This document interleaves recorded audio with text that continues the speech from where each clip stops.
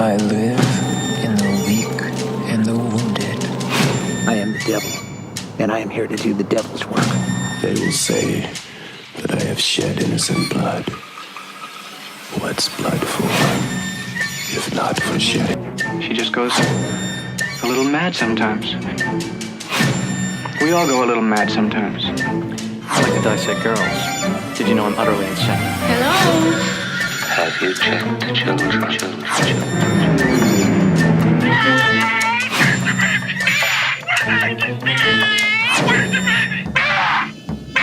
Wait right there, Mr. Bennell. How do you know my name? I didn't tell you my name. Hang up. I didn't tell him my name. They're all a part of it. They're all parts, all of them. Whatever you do, don't fall. They mostly come at night. Mostly. I'm scared to close my eyes. I'm scared to open them.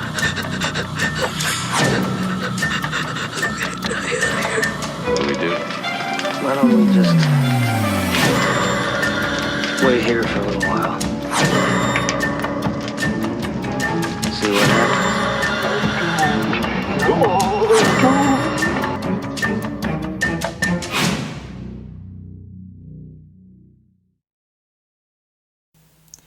Welcome to Critics Not Cynics, the podcast that tries to prove that you can be a critic without being a cynic. And this week, I know we have kind of disappeared for a little bit. We've been having some technical issues with recording and then processing videos. The review I'm doing today, I actually recorded last week, but in post, audio glitches, everything, and I just could not find the time to sit there and record a whole nother video again and then, maybe have the same issue. But I'm recording now on a different PC with a different service, and then hopefully when this gets converted over into the edit process, everything will work out just fine.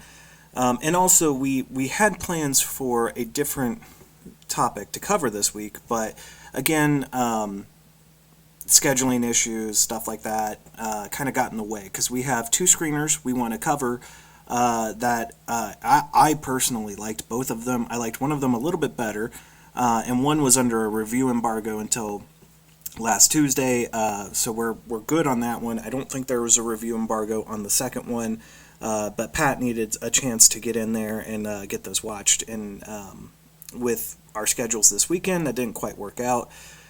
So we do have that coming up eventually. I know that we are going to have a Dune review coming up with a special guest, special for us. let's just say that. Maybe not so much for anyone else watching, but a good friend of mine and of the show wants to join for Dune. So we do have a review coming up for that when that movie releases. And then I think we got a couple other films we want to review, other stuff we want to talk about. Unfortunately, this month we came up a little bit short with episodes, so we apologize. But hopefully now with what we're doing and what we're recording on now, everything will work a little bit smoother. Hopefully, even like green screen effect and stuff like that works better. So hopefully, like I said, this will hopefully work a lot better now. Since I've changed things around, and one computer is going to be used purely for editing right now, and the other is going to be used purely for recording, so hopefully no audio glitches and stuff like that. So, alright, let's talk about what I wanted to talk about last week, and that is VHS 94. It's currently streaming on Shudder, and if you're not familiar with the VHS series, it's a anthology-based series, based around VHS tapes, obviously, by the title. And quite frankly, the first two entries in that franchise, VHS and then VHS 2, are probably the best out of the four films. 3, which is VHS Viral, tried to move the franchise forward in one aspect, and it just didn't quite work.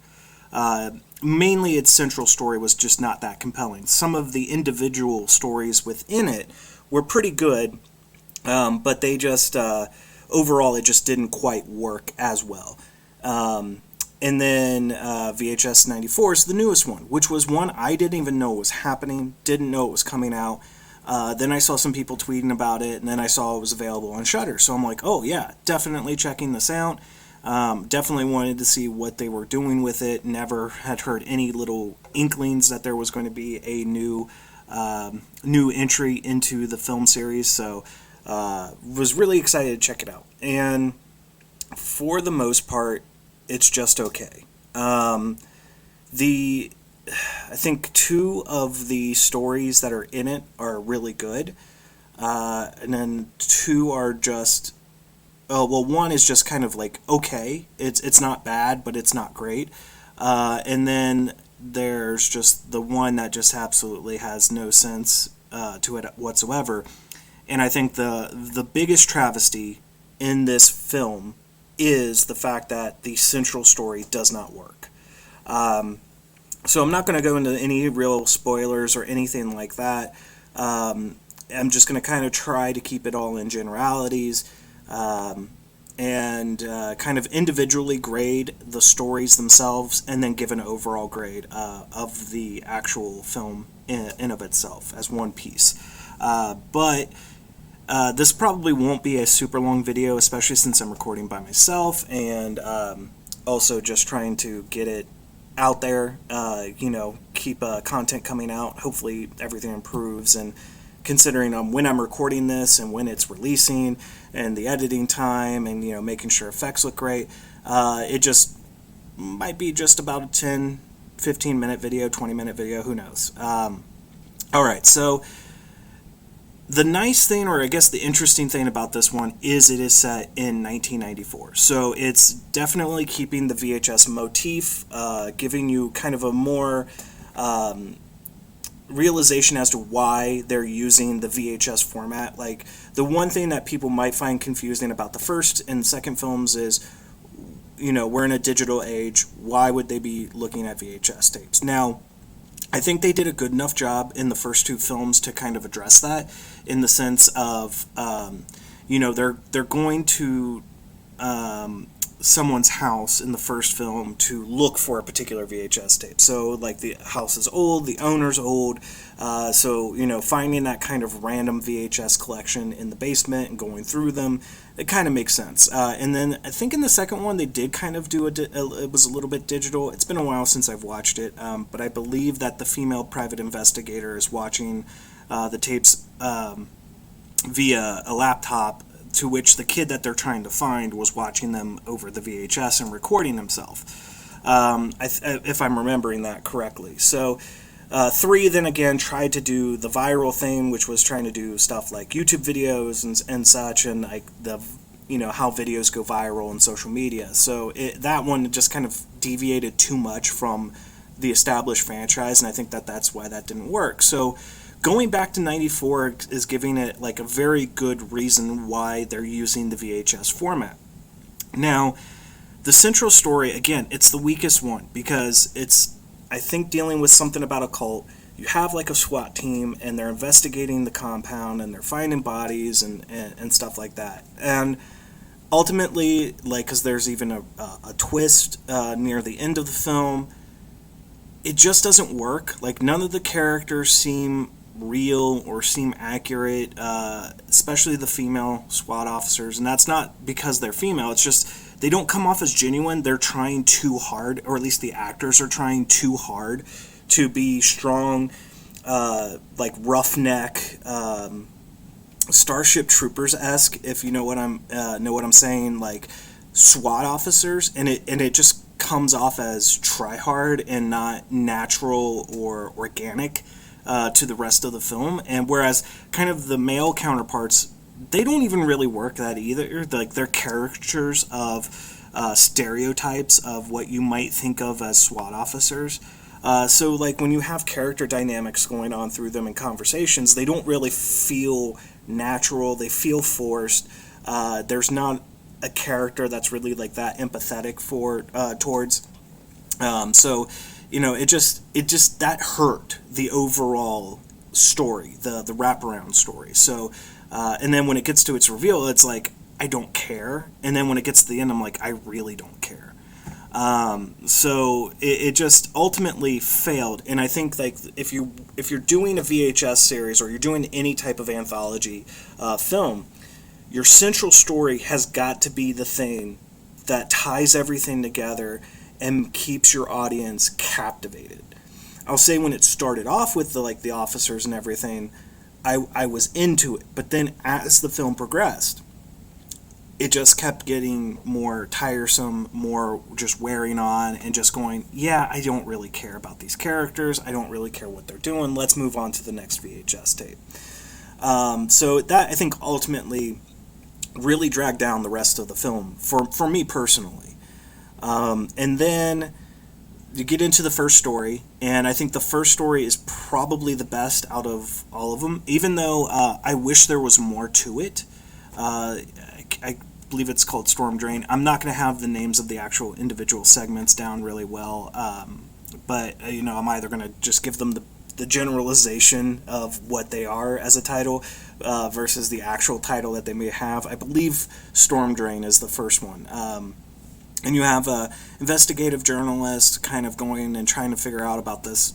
They're hearing about this cult of the Ratmen or whatever, and she doesn't really want to be doing it, and it's how you make it into the big time type of thing. And I think that this one does really well with its format and with the style that it's telling. I think a lot of the characters really work in it. And the one thing that I think is what really makes this one excel amongst the others is its creature design.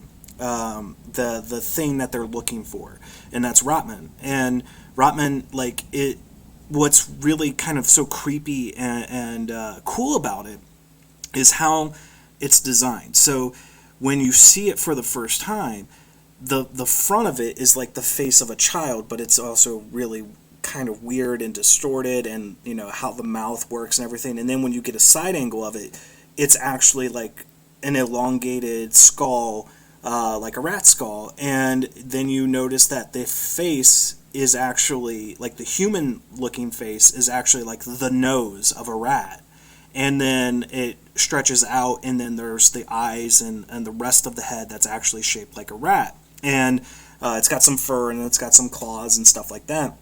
And I think why it works so well is it's a lot of practical effects, and then they use the fact that they're in a storm drain and lack of lighting to hide anything that would have made that kind of design or creature costume look cheap or look bad. They use the lack of lighting to kind of hide that. So I think that also amplifies the character design and the creepiness factor of the character, or of the creature rather. And so I really enjoyed that. And then it just kind of the way it ends though is wanting me to know more, like the whole purpose, what they did with her, how this is progressing and everything like that. So I think that's where its main failure lies, is that it needed a better ending to its segment. But overall, I thought everyone did a really good job. I liked the news format that they did with it. And then I liked the characters with it, and the creature design was just amazing. So that one was great. Then you're followed up with kind of the Night of the Living Dead is kind of the best title I can give it. And I think that this one did a really good job too with atmosphere and lack of lighting. But this one also had a problem with its ending. I think it does a really good job to sell the terror and the panic of the main character recording this funeral, or what's supposed to be this funeral, and then the aftermath also taking place during a very terrible storm. But then when you get to the last bit of it, you don't know exactly what's happened to her, or if anything actually happened to her in that sense and aspect. But it does a really good job with its effects. The face effect, which if you've watched the film, you'll understand what I mean, is really, really good. And so I think that one did a really good job telling a nice, tight story, and used its environment and sound design really well to tell a good one. The next one, so my issue with this one is that the fact that it's the only one that feels like it's not set in the 90s, even though a character tells you specifically the date and it's 1994. And I think that that's because of just what they were doing with it. So it's kind of like a Dr. Frankenstein, weird creation, evil monsters type of work. And I really like it because it's all first person perspective.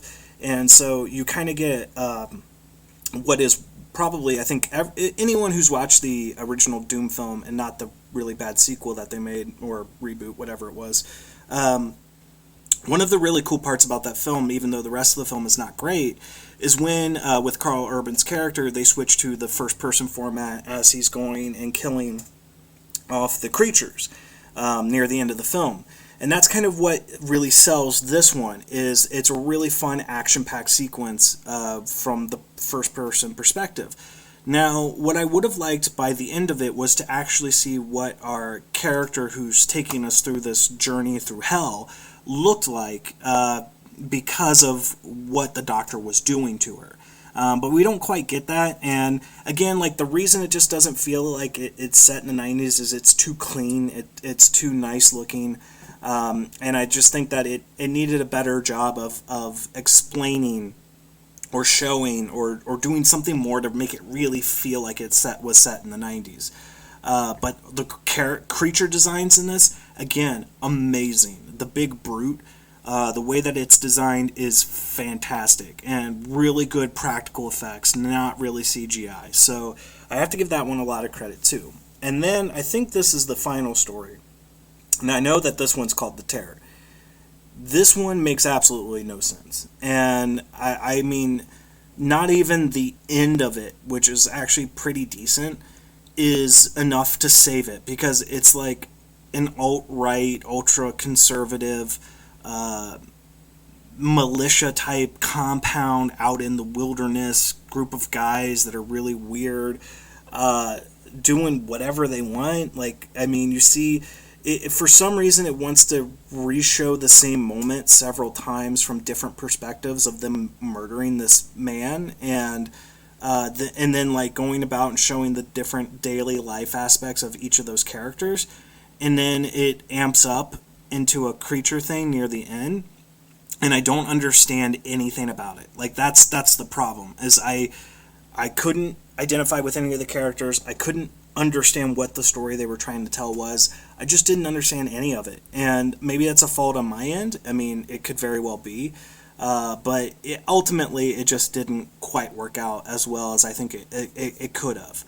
And then you get to the finale of the wraparound story and the big giant reveal and all that stuff, and like, it just doesn't feel as connected as the previous well, at least the first two VHS films, because 3 doesn't really fit into the format that well, whereas like when you watch 1 and you understand that they're hired to go find this particular videotape, and then they're all getting kind of offed one by one by watching the tapes, 2, you find out that this takes place before 1, and that, you know, the tape that they're looking for, I think, if I remember correctly, is the tape that the criminals are looking for in 1. So like, there's that interconnectivity between the two different films that makes that mystery like keep going, and then 3 goes off into its own direction. And this one, like, I think that they were trying to maybe keep that connectivity going on, but it just ultimately didn't really work out that well for me. And I just think that overall they could have done a little bit better on that wraparound story to at least, like, again, the individual stories could not work or be kind of crap, and as long as your wraparound story is compelling enough, people are willing to overlook it. And I can't remember when I was originally recording this if I brought this up in that, but like, there's one anthology film called Volumes of Blood, and it's not there's a second one that they've done. It's like the only one that's available on streaming, and it drives me nuts because I really like the first one, and I would love to rewatch it. I think I've got it ordered on Amazon. It should show up sometime as long as there's not a problem with the seller. But like, the thing with Volumes of Blood and why I like it, because objectively it's not a good movie. It's a lot of indie directors with no budget putting together something and expecting an audience to really like it. But at the same time, like, what is more enjoyable about it is I like its setting, I like its central story, and I like the fact that you can tell everyone that's working on the movie, despite the limitations that they have, are having fun making the film. And I think, like, in juxtaposition to this, where there's actually more of a studio budget behind it, and actually, like, people who have been in the industry, people who have been in the business for years, and there's this kind of lack of care going into it. And not to say that there was not any care, it's just like it just doesn't feel like they're putting enough of the effort into the project. Because VHS, in my opinion, is a very well beloved series amongst horror fans and anthology fans, which I count myself as both of those. And like, I really hold those first two films up as really strong anthology films. I mean, they both have their problems, don't get me wrong, but they do it well. Whereas, like, Viral doesn't do it that great, and I feel like 94 doesn't do it that great. And I think it almost feels like it's a cash grab, but I mean, it's not, but that's just kind of what it feels like. So I think that's ultimately why I was let down by this film in of itself. So to grade the individual stories, the wraparound story, honestly, I'd give a 2 out of 5. Like, there's some really good stuff in there with the bodies and how the bodies look and stuff, but like, ultimately the narrative doesn't work, the characters don't work, and I just didn't care. And honestly, it's what ruined most of my enjoyment about the film, was the fact that central story just fell apart almost immediately as soon as the film started. Storm Drain or Ratman one, I'm going to give a 4 out of 5 because I think it's really strong. I like what they did. The creature effect was amazing. I just wish it had a little bit of a stronger ending.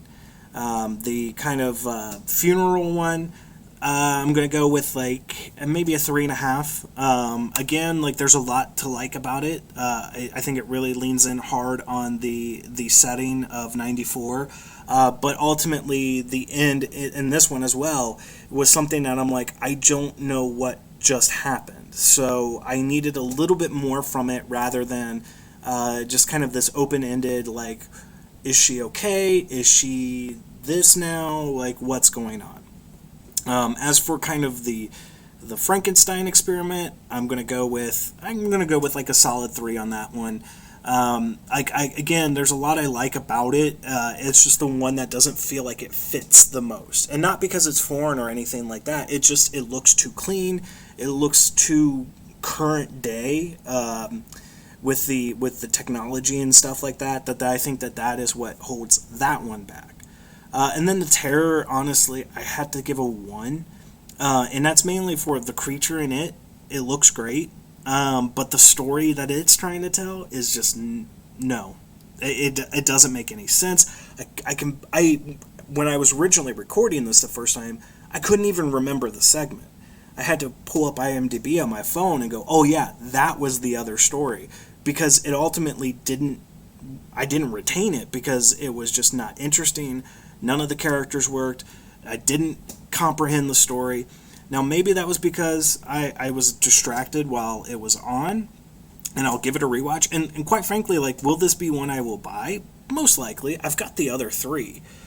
So I'm a little bit weird in the sense that if it sucks in a franchise, if it's that one film that sucks in a franchise, I still buy it. I gotta kind of own that whole franchise if I've got any of them. And quite frankly, like, I'm not saying, even though I'm a little bit harsh on it, I'm not saying it's not worth rewatching. I'm not saying it's not worth watching during the month of October for Halloween or anything like that.